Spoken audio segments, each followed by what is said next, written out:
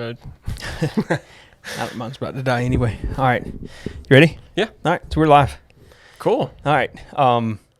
Episode 3. Caleb Bannin. I'm here. He's here. So if you don't know, a lot of you probably do, Caleb is the marketing director for WTVY. Yes. News 4, which is our local news leader. Exactly. News leader. News leader. Yeah. Okay. So what we're going to do, we're going to start this off just kind of to open it up, get a little used to it. What do you do as the marketing director? What's your job? So, marketing director, creative services. A lot of my job is to make sure that our clients here in local are, we're bringing their creative to an elevated level. I know that we have a lot of creatives here in the Wiregrass. Mm-hmm. And they do great work here. But we try to make sure that we put our little bit of flair, a little bit of our secret sauce on the stuff, and we don't gatekeep. We just kind of, right. if anyone ever asks us what we're doing or how we do it, we kind of, will give them some guidance on how to get there. But yeah, basically what we do is we just do a lot of commercials, a lot of promos. We are just making sure that we're out in the community, making sure that we're telling the stories that people here want to hear, and just making commercials and a lot of promos. Okay, so there's a lot of, I know a lot of people that are in marketing. Mm-hmm.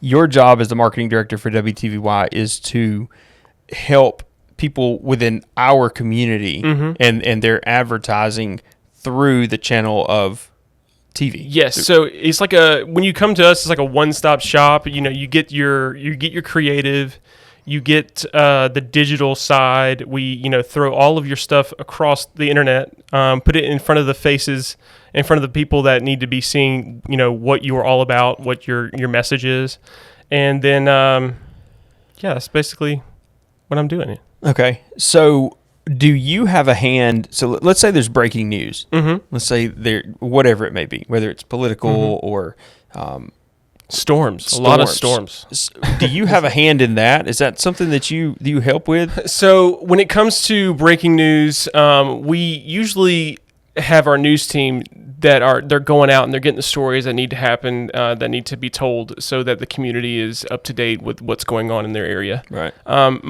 my end, I do a thing called a proof of performance, where we show exactly what our news team is doing, and basically just saying, this is what we're out here doing. This is your news leader trying to make sure that you're informed and you're connected, and when it comes to finding out what stories are needing to be told, we kind of leave that up to our news director.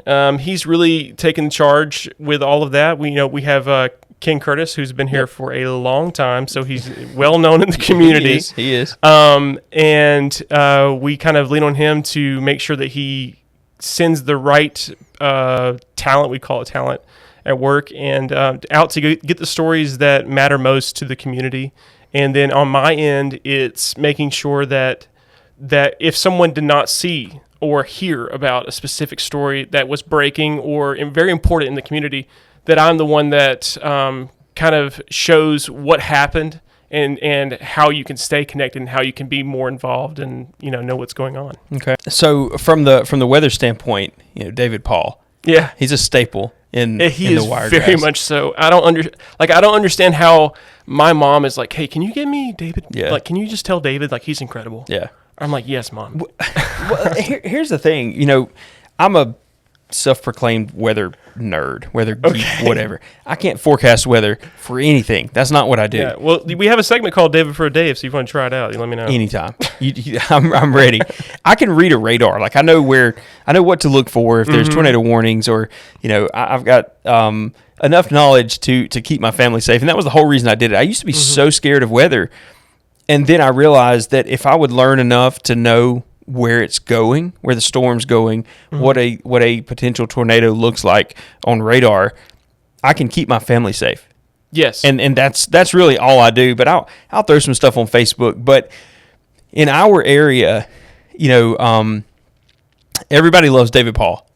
When there's weather, when there's severe weather expected, like my wife, everybody I know, they're like, let me go check what David Paul said. That's exactly how it goes. Yeah. Like, if it starts getting dark outside, Yep. and you would think, oh, Caleb, he works at WTVY. He's always got the news on. Now, there are times when my 4-year-old's like, again, we got to watch the news. I'm like, yes, baby. It's got to happen tonight. Yep. So, but yeah, as soon as there's bad weather, I will immediately go to David. I mean, I know that there's other newscasts in the area, but a lot of people like to just they trust him. They know that he knows what he's talking about. He does, and they do. And I think one of the biggest things when it comes to weather is knowing where the weather's going. Like, he knows the area. He knows. I've talked to him numerous times through Messenger and just in person, and he's just a personable guy. People trust him, but he knows what he's talking about. Yeah. And he's, I know you know who James Spann is. Yeah. So he's, I enjoy getting my weather. I'd love to get David on the James Spann, the way he does social media. Yeah. Like, a lot of people, I see him come up on my TikTok or Instagram. Yeah. And people are just paying attention. Absolutely. Because he knows what he's talking about. They do. And James has the weather podcast, and he'll do the morning updates or the weekly updates, or, I can't tell you how many times, like, I'll take, I'll take drone shots of sunsets. Yes. And you take incredible ones, by the way. Thank you. Listen, Sean, there are so many where I'm just like, look at. I should have also taken that photo, but thankfully Sean's out there getting it done. Well, it's when you're 400 feet up, it's a completely different perspective. It is. It's something that you can't see. You see how fast we just jump from topic to topic already? Yeah. So that's how it's going to go. Good luck following this, but from 300 or 400 feet up, the perspective is just completely different. It's unobstructed. There's no trees in the way. There's nothing. And if I could photograph one thing for the rest of my life, it would be weather. Yeah. It would be sunsets or, storm clouds, right? Shelf clouds, whatever. There are times when, if it is a quiet day, even a quiet day to David, he's still finding weather to report. Yep. And we have multiple cameras set up throughout the Wiregrass that kind of show us where storms are, where they are going. We're tracking them when you need to know when they're going to be in your area. Yeah. So we have, one in Enterprise, and as soon as we see something happen in there, we're immediately, he goes on social media. Yeah. He goes on air, and he talks about what's coming our way. And it's just one of those things where, you say we're 400 feet up, which is, it feels like you're flying sometimes, and you kind of get lost in that moment. And David gets to do that, just sitting at the desk and watching all the different cameras that we have set up in the Wiregrass. And the best thing about it is people trust him, and they, when he starts talking, people listen. They're like, okay, here's David. What's David saying? Like, this is the David's forecast. Yeah, he goes wall to wall, and it's just like, I don't understand how this man can sit up there and talk for 4, 6, how many ever hours it takes to however many is needed. Yeah, it doesn't matter. Exactly. He's there. So off of weather. Is within the news community, when there's breaking news, is there really like a contest to see who can get there first, to break it first? I think it's more about when we send our MMJs out, our reporters, that we can, either something happens in the area, shooting, or we're trying to find a time capsule or something like that, we kind of, it's more about, it's not about like drawing straws. It's more like, hey, we know that you can go get this story. Like, we have a new guy. He's been working, I want to say maybe a year, close to it. His name's Jamel. Yeah. He's at MMJ, and he takes the approach to telling the news in a way where it's entertaining, but also very informative. And there are some times when they send him out, and like he comes back with a story, and it's like, whoa. And he's editing. They also edit their own stories. The reporters. The reporters. Yeah, they edit their own stories, and they have to know how to tell it to where you're going to stay interested the whole entire time. Right.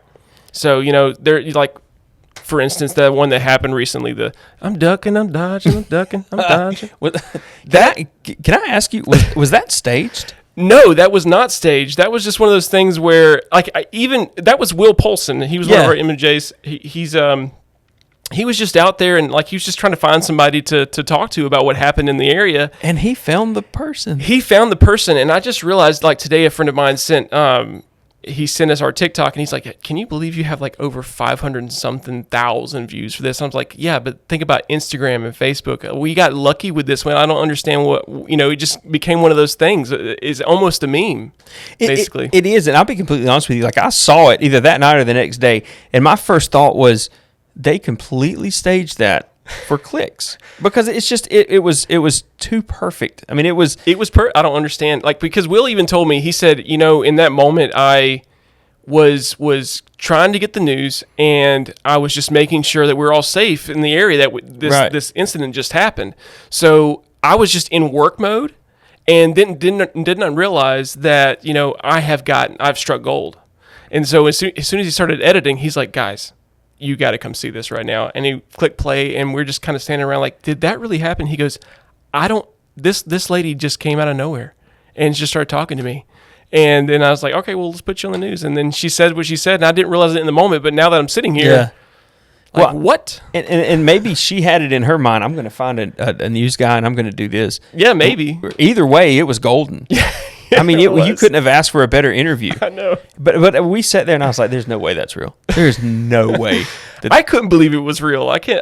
I just sat there like, "Did you pay this person?" And he said, "No, I didn't. I just, like I said before, just put the microphone in front of her face, and she started talking."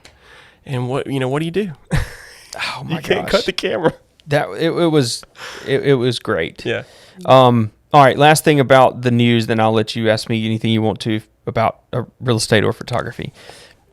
We're not gonna talk about politics specifically, but I will say that, and I'm sure you've seen it because you work for a news station. The past 2 weeks have been absolutely insane. Yeah. From a presidential attempted assassination, which is crazy, in 2024. It's crazy. And then we've got a sitting president, announcing he's not running. Yeah. And he has COVID at the same time. Yeah. Via Twitter, via a letter. And it's just, so has it been, unnaturally busy for you guys because of all of that on top of what we have going on already? Or I feel like, so our company, we're under a corporation called Gray. And, we also have NBC and CBS and a lot of national stuff. They really have that. They have the reins on that. Yeah. So I know that a lot of people are able to view that kind of news on social media and on, and we also post it on our website and stuff. But it's one of those things where even though that's happening, we also need to keep things local because, I know that things are happening nationally, but people also want to know, hey, when's that farmer's market opening up? That kind of thing too, just to kind of keep their mind off what is actually going on with, the bad or good, which way you swing with that. But with it being the past 2 weeks, as creative marketing director, we have a kind of separated approach to a lot of things, and we kind of let news do their thing. And if they ask us to go back to doing pops for them, we'll do that. But it has been a little, can you believe this is going on? And we need to tell these stories, and then we tell the stories, and then we get back to what matters most to like a mom and pop or something like that in this area. Well, and I feel like I don't. You guys have to find a balance of national news, but local at the same time. And I know I see a lot of times on social media, you'll post something that happened in Michigan or wherever, and people are like, "Oh, why is this local news?" Well, it's news. You're a news station, so you're going to report on national stuff as well as local. And sometimes there's just not a lot going on locally that is newsworthy. Yeah, I mean, we could be out doing so many ribbon cuttings, which we love every single local business that opens up here. It provides it's a great thing for the economy here in Dothan. But when it comes to national, we want to make sure that you're still informed. And those things, even though you can go to your big TV news networks that you watch, there's just something about having your hometown news leader be able to tell you those stories. And then we don't typically stay on it too much, but it's just enough to like, hey, this is what's going on. This is the information that we know. And if you want to find out more information, you go here, and we'll talk about those national stories just to keep everybody in the loop of what's going on, because not a lot of people are going to go watch those syndications. Right. They'll stick to News 4 or the other company here in town. But they're gonna watch Wheel of Fortune until you guys come on, exactly, and then they're gonna go have dinner. That's a good thing for us. Like a lot of people, they leave their televisions on after Wheel of Fortune, and boom, there's David. Yeah, in the background, right? And we do that at home too. Like we try not to watch TV or anything like that at dinner, but sometimes when we're doing something and we want background noise, we'll turn on the local news station. Right. Or we want something in the background.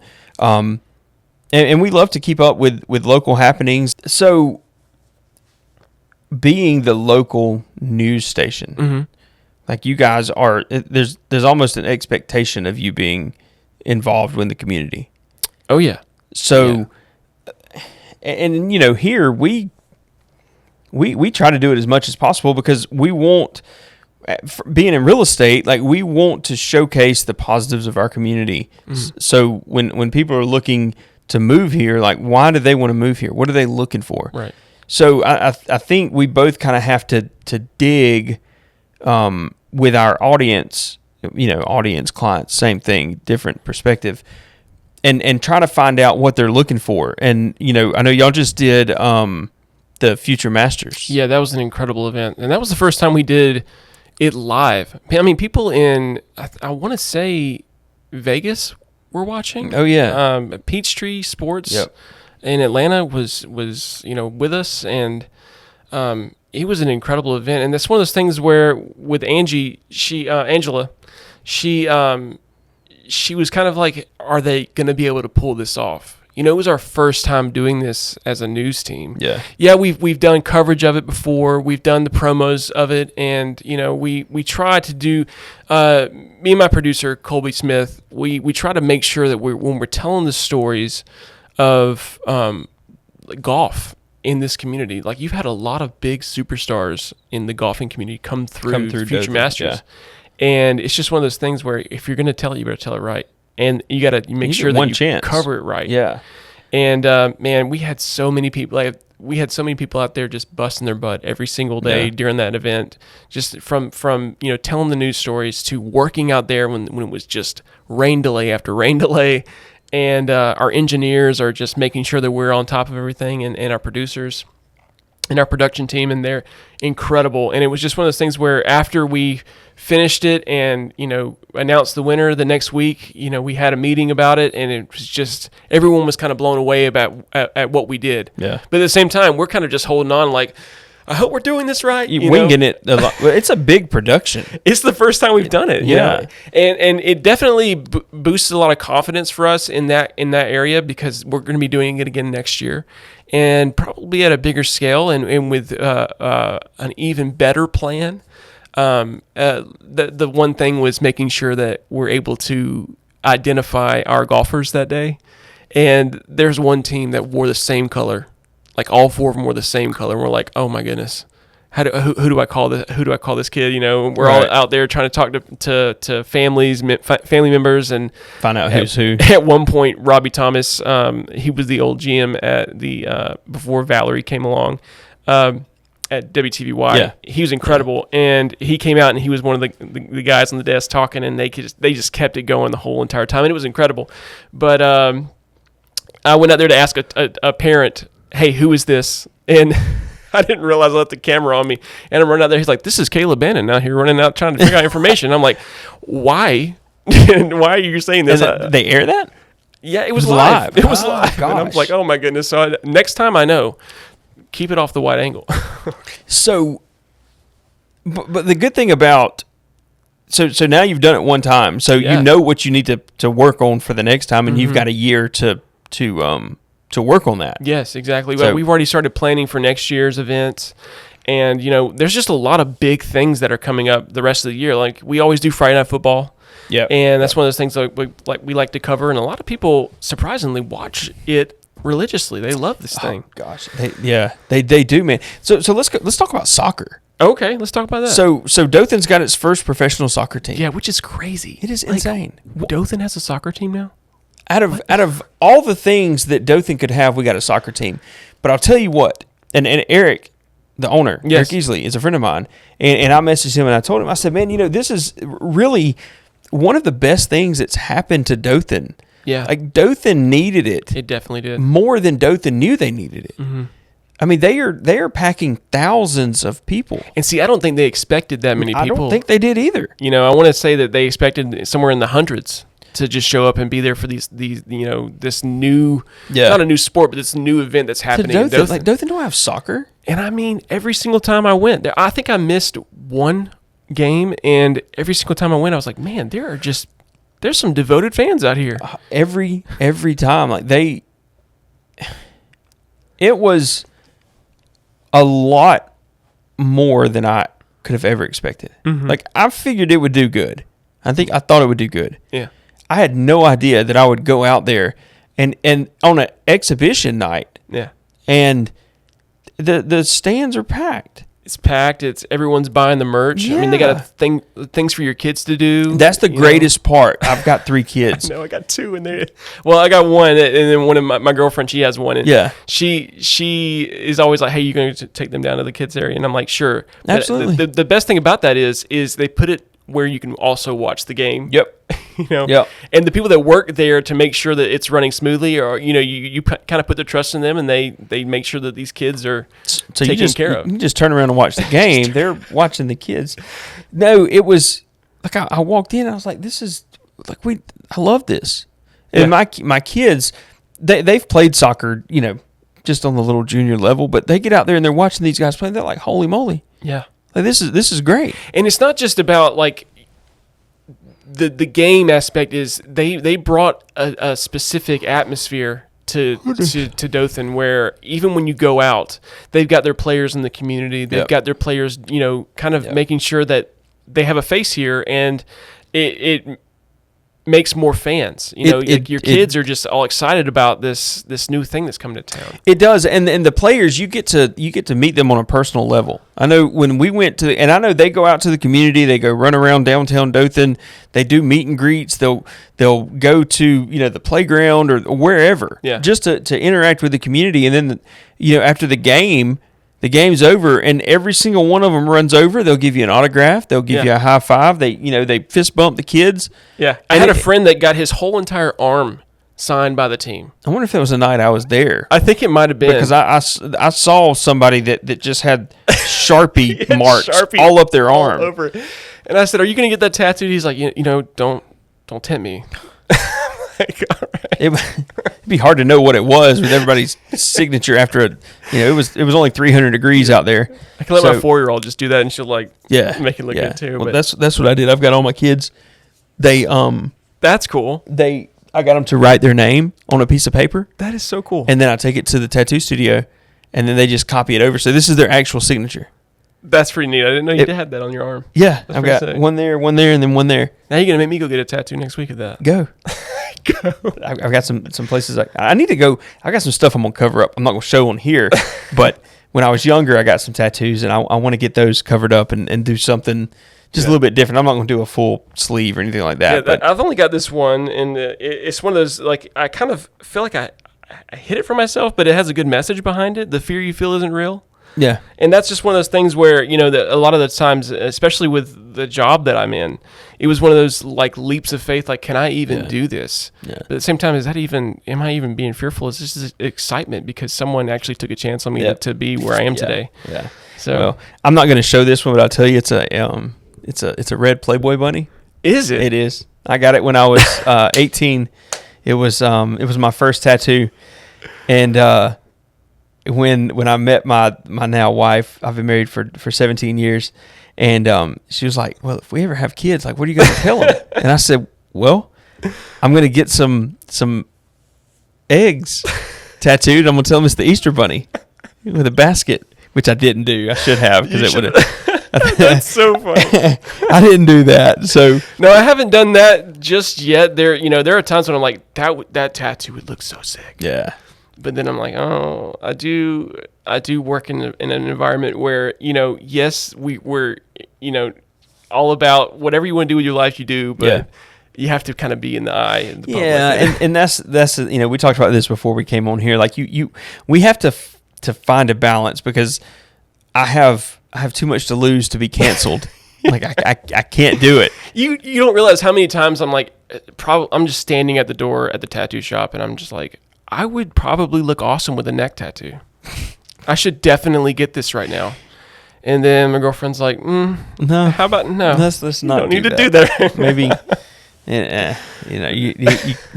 you have to think good and hard about those, because it's one and done. Yeah. You get one chance. What do you do with the community in your involvement with the community? Nothing. I work and go home. You work and go home? No, I'm just kidding. So, man, I have served on a ton of different committees and boards, and like Habitat for Humanity was probably one of my favorite. From a personal level, just getting to being in real estate, home ownership is so important, and it's something I wish everybody could experience. And a lot of people don't know what Habitat for Humanity does. They just think they sell home supplies downtown. Well, what we did was we made housing affordable for people that really wanted it, that may have been in a tough situation and needed a little bit of help and needed a hand up, not a handout. They needed a hand up. You're right. That's a good way of saying it. In order to get a Habitat house, the amount of sweat equity that you have to put in it, and the process you have to go through, the application process, it's not just like, hey, I want a house. Okay, well, you get a house. That's not how it works. So that was one thing, and I absolutely loved seeing the people's faces when we get to dedicate this house and we get to give them a brand new house.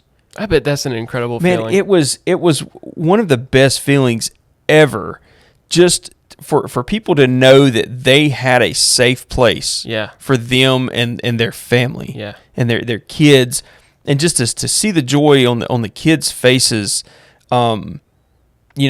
I've got a house to come home to. I've got a place to call home. We don't have to worry about leaky roofs and doors that don't lock and just it was great. So that's one of those things that when I was growing up, we kind of bounced around a lot, and it's like, I can't go back to a child home because it burnt down.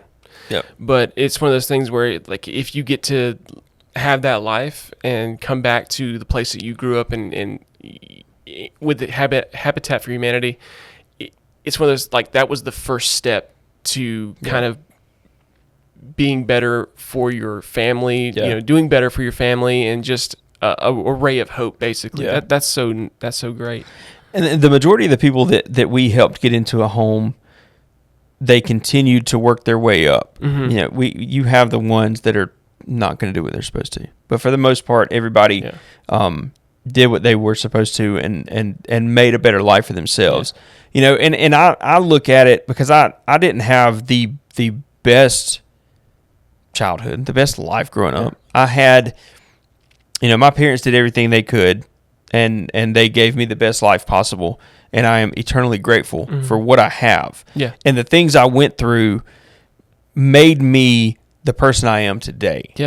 And like a heart of gratitude. You just have 100%, man. Like, I don't take anything for granted, because I know what it's like to be in the position where you need help. And man, I'll tell you, if anybody truly needs help, I would do anything to help them. Whatever. And as a company, we do the same thing. And there's times, some of the groups I was in, and friends, Rotary Outlaw group. Like, it was service above self. That's the Rotary motto. I like that. That's cool. And that's what we did, and I loved it. But it was, we met every Thursday night, and I just, with small kids and working, I couldn't I couldn't give what was needed of me, so I had to get off of that one. Life happens. Life happens. Yeah. But I say Leadership Dothan. Have you done Leadership Dothan? I have heard and try to be a part of it when I can, but in my line of work, it's like you're constantly going and doing. But it's one of those things where I eventually want to find myself being a part of that. So it's put on by the Chamber of Commerce, and it is by far the best thing I've done from a local standpoint to learn the kind of the inner workings of the city of Dothan. From the fire department to the police department to the training center to the courthouse, things like that. It's if anybody gets the chance to do Leadership Dothan, I am so fortunate I got to do it with Linda Kelly, who just retired from the chamber, and she's one of my favorite people ever. And I think I'm her favorite ever as well. But it was amazing, the things we got to see, because there's so many things that go on from the standpoint in a city that people don't understand. Let's take the road work. There's so many people complaining about the road work. There's road work in Dothan? There's just a little bit. I don't know if you've seen it. It's just in a couple places. No. Should we take the peanut and just go ahead and replace it with a traffic cone? We could put a traffic cone on its head, or we need a traffic cone peanut. It does. That's smart. Make that happen, somebody. It does. A lot of people that's not a local thing. That's a state thing. Yeah. The road work is done by AlDOT. I mean, it's going to look and feel a whole lot better when it's finished. It is. Just get the west side done. Well, they can't because they're working on the north, south, and east side. Yeah. So, and everybody's like, well, finish this and start this and do. Those guys that head that department up are smarter than I am when it comes to that. So I just kind of let them do their thing. Yeah. I don't want to criticize it too much. I do get upset when I'm going, especially over there in front of like Home Depot. I want to go to Sam's. Like, just let me go to Sam's to get gas. They did make that one little lane there that's kind of nice to be able to get out. Yeah, we'll see. We'll see. But every time I go through, there's a different red light. There's a different cone set up over here. And then now you got this guy that's turning in the median that's a red light that's the median to nowhere. Yeah, and everyone knows how to drive in the median too, so it's just great. I'm sorry.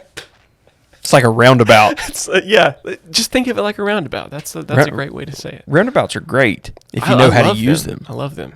But in Massachusetts, that's most of like when I was driving up there, like there were times when I first started, I was like, okay, hopefully I don't die. But then everyone just kind of knows what they're doing. You just kind of go with the flow. I'm like, let's put more of those in Dothan. That would be nice. People don't know how to use them. If you go to the one up here on Shady Lane, yes.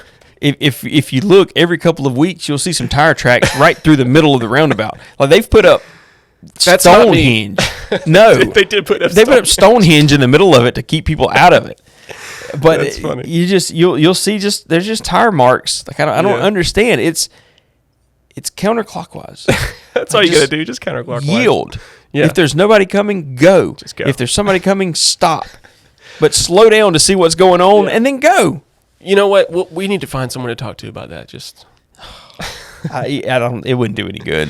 Well, I was gonna back on the community. There's one that I've recently. I'm not a part of the board, but I am kind of like really into, and I really love it. Is the CAC Child Advocacy Center? Oh yeah. I love them so much. Like the people there. They know what they're doing. They have a heart for the kids here in the community. Yeah. And I got to do their anniversary video for the gala, and it was one of those things where, like, when you're making video, you want to find the right song, you want to find the right emotion that conveys, like, hey, we need your help to help this, move along. Yep. And I got to be a part of that. I made the video, and then my girlfriend's a part of the board. She's I want to say VP. And she's, doing a great job. Her sister, Laura Beth, she does an amazing job there as well. And it's just one of those things where I didn't know I was going to find myself in a position where I'm like really into this. And as a dad, it's another thing where you understand that we need these people in our community. Absolutely, yeah. And being a father, you when it comes to kids, like you inadvertently, like you find your kids like in these other ones, and you're like, that could be mine. Like I want to help as much as possible, and it's that's where like I'm happy I have the talents I have to help get the word out there, and do as much as I can as far as outreach and making sure that they're out there, that people know that this is a thing that needs to be a part of our community, and it's a great feeling to know that you're able to help other families in those kind of situations. But like when you have your own kid, it makes a big difference when you just see another child that's going through something, and you're like, I'm thankful that it's not mine, or it could, it could be tomorrow. But it's just knowing how to communicate, knowing how to, make sure that you're asking the right questions, and it's just a good thing to be a part of. And I'm proud that I've got people in my life that's their calling. They love it. It's not just something that they don't get paid to do that kind of stuff. It's a nonprofit. It's just, man, the heart that they have there is incredible. Yeah, and that shows you that somebody's doing something because they want to, because it means something to them. And kids, that's my weak spot. Yeah. Because you take these kids that they don't know what we know. Yeah. And they can't do things for themselves that we can do for them. And if somebody doesn't help them, they're going to fall behind. And we shouldn't let that happen. We don't have to let it happen. Right. And that's the whole Dothan City Schools thing. I mean, that's a whole other. Yeah. That's one of those things where with Dothan City Schools, my 4-year-old, we're trying to figure out which place to put her in, because we're trying to figure out what. We've heard stories, we've heard this, we've heard that. I just want to make sure that she's going to get the best education, that she's safe, and that, that the commute's not that crazy. Well, and as parents, it is our job to do that. And we have to make the decision that we think is best for our kids. Sometimes it ends up not being the best decision, but we wouldn't have known that if we hadn't have made it. Right. And I've got 3 daughters. Oh. So, it's tough, man. I bet. It is tough. I bet. Because I would take a bullet for any of my kids. And my job is to make sure that my family's safe, and I give them the best life possible.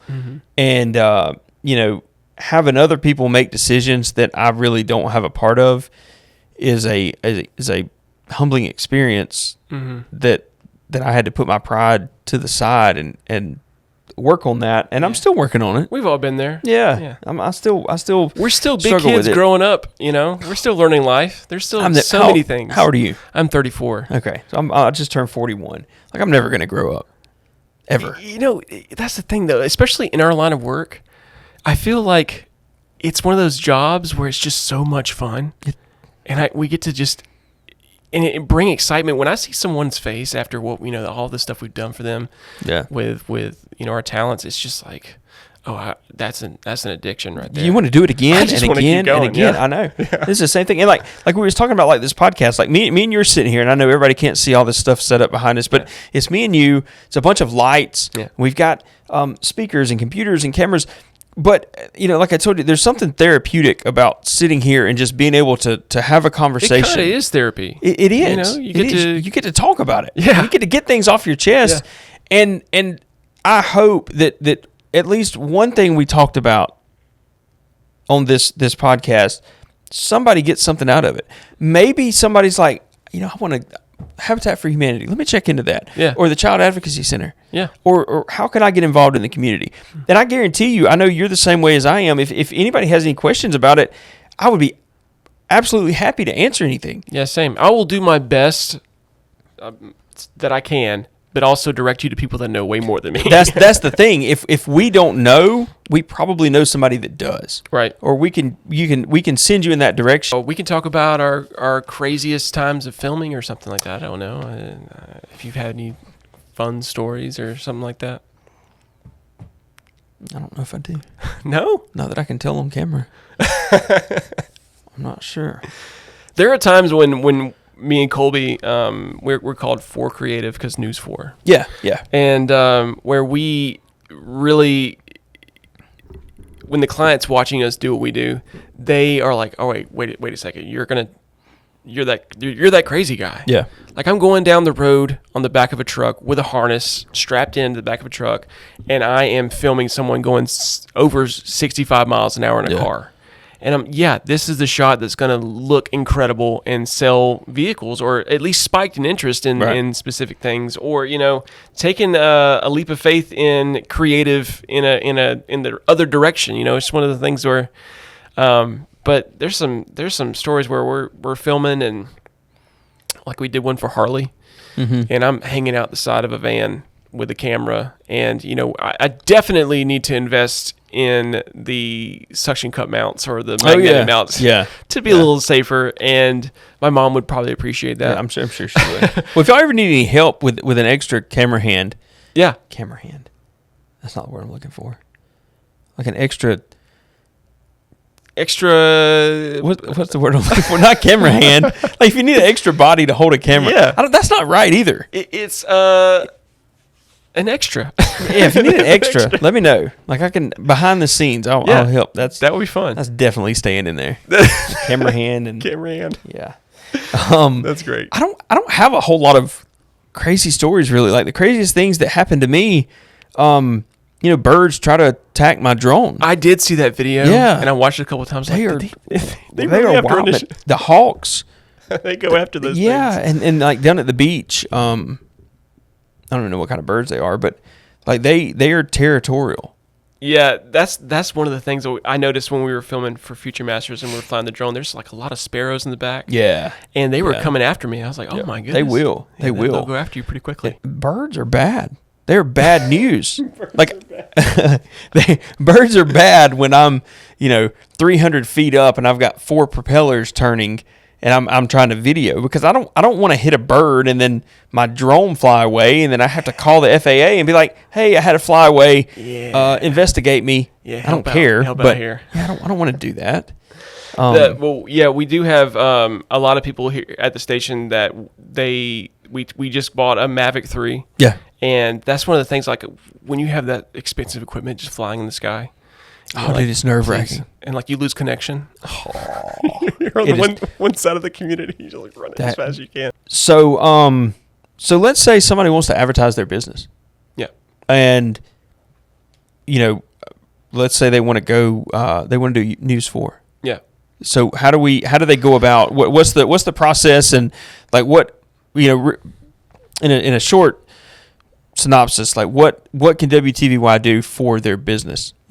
So the first thing that the client will do, a potential client, is you will call WTVY and our sales team will get a hold of you and we'll set you up with the right person that's going to make sure that we can get your vision out there and your message out there. And then we come out, we film, we have a short turnaround, especially in news. We have to make sure that we're constantly editing and working on projects, and we pour everything that we can into your product, and then once that's out, we put it on digital, we put it on Apple TV, we have it on Fire, Roku, prime time. We put it in front of people that are, like you said, watching a specific show, and then the news comes on, and then boom, there's your commercial happening right after Wheel of Fortune or something. So, and then we're Facebook, Instagram, all that kind of stuff. So we just make sure to get your message, your product, whatever you're trying to convey to the consumer, out there. And we do it with like an elevated approach, like you said earlier. Just make sure that we elevate the product,